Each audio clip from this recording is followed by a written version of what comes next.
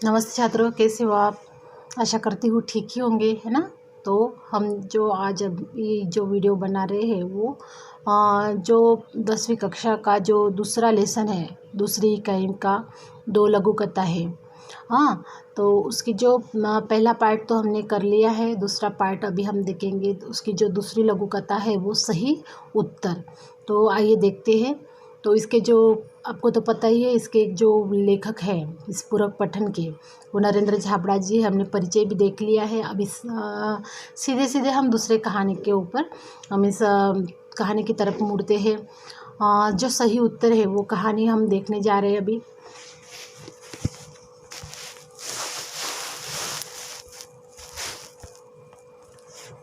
तो अब तक वह कितने ही स्थानों पर नौकरी के लिए आवेदन कर चुका था, साक्षात्कार दे चुका था। उसके प्रमाण पत्रों की फाइल भी उसे सफलता दिलाने में नाकामयाब रही थी।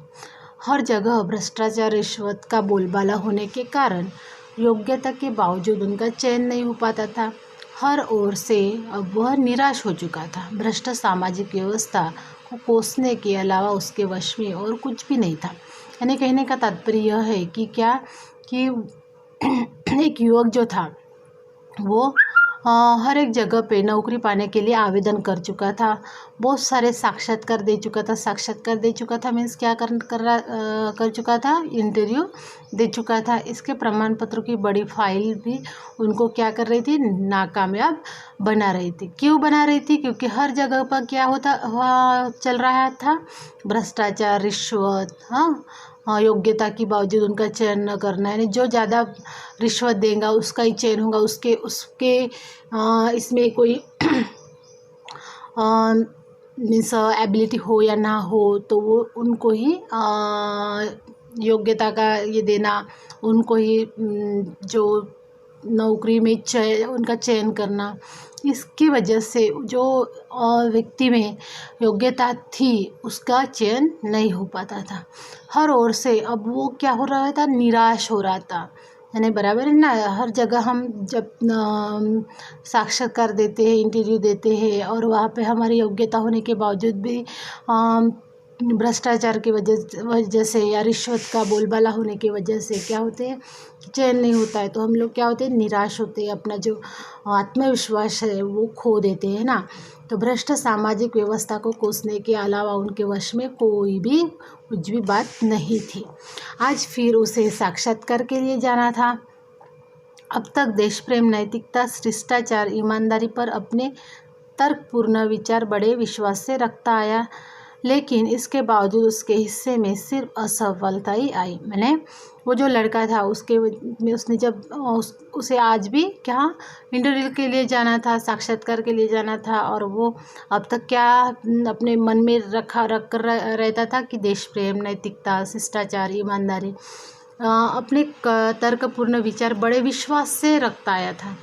लेकिन इसके बावजूद भी उसके जो हिस्से में है, उसके तकदीर में क्या मिल रहा था, असफलता ही मिल रही थी। साक्षात्कार के लिए उपस्थित प्रतिनिधि मंडल में एक अधिकारी ने पूछा, भ्रष्टाचार के बारे में आपकी क्या राय है। तो भ्रष्टाचार के एक ऐसा कीड़ा है, उन्होंने जवाब दिया, भ्रष्टाचार एक ऐसा कीड़ा है जो देश को खून की तरह खा रहा है। इससे सारी सामाजिक व्यवस्था चिंताजनक स्थिति में पहुंचा दिया है। सच कहा जाए तो यह देश के लिए कलंक है, ऐसा उन्होंने उत्तर दिया। अधिकारियों के चेहरे पर हल्की सी मुस्कान का उत्सुकता छा गई। यानी वो जो उत्तर पाकर अधिकारी जो इंटरव्यू ले रहे थे उनके क्या मन में या उनके चेहरे पे मुस्कान की उत्सुकता छा गई। उसके तर्क में उन्हें रुचि महसूस होने लगी। और दूसरे अधिकारी ने प्रश्न किया कि रिश्वत को आप क्या मानते हैं। तो उन्होंने उत्तर दिया कि यह भ्रष्टाचार की बहन है। जैसे विशेष अवसरों पर हम अपने प्रियजनों, परिचितों, मित्रों को उपहार देते हैं, इसका स्वरूप भी कुछ वैसा ही है।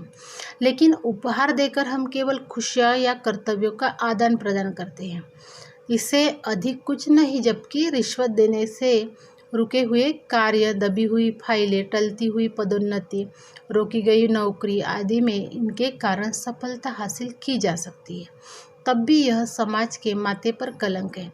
इसका समर्थन कतई नहीं किया जा सकता, ऐसी मेरी धारणा है। यानी इस तरह से उन्होंने उत्तर दिया। तो कहकर वह तेजी से बाहर निकल आया।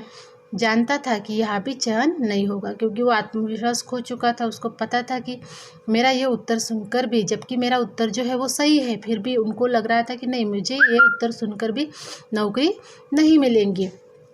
तो वो ये सब उत्तर देकर वो वहाँ से बाहर निकल आया। पर भीतर बैठे अधिकारियों ने गंभीरता से विचार विमर्श करके बाद युवक के सही उत्तर की दाद देते हुए उसका चयन कर लिया। यानी वो जो लोग थे वो जो उनमें जो गट्स थे, जो उस जो विद्यार्थी बोलेंगे या फिर जो इंटरव्यू देने वाला व्यक्ति था, उसमें जो गट्स उनको दिखाई दिए और उन्होंने क्या किया, गंभीरता से विचार विमर्श कर लिया उस युवक के बारे में, और उस युवक के उत्तर को दाद देते हुए उनका चयन कर लिया, उसका सिलेक्शन कर लिया। आज वह समझा कि सत्य कुछ समय के लिए निराश हो सकता है, लेकिन परास्त नहीं हो। फिर वो आत्मविश्वास खो चुका था वो लड़का, तो फिर उनको लगा कि नहीं भाई, जब उसका चयन हुआ, जब उसका सिलेक्शन हुआ, तो उसको लगा कि नहीं, क्या होता है, सत्य कुछ समय के लिए क्या होता है, निराश हो सकता है, लेकिन परास्त कभी भी नहीं हो सकता। ये बात उसके समझ में आ गई। तो इस तरह से हमारी जो ये दूसरी लघु कथा है वो समाप्त हो गई है। आपको ये वीडियो जो है अच्छा लगा तो प्लीज़ लाइक कीजिए, सब्सक्राइब कीजिए और अपने दोस्तों को फॉरवर्ड कीजिए, ताकि इसका फ़ायदा उनको भी हो। ठीक है, और पढ़ाई अच्छे से करते जाइए। धन्यवाद।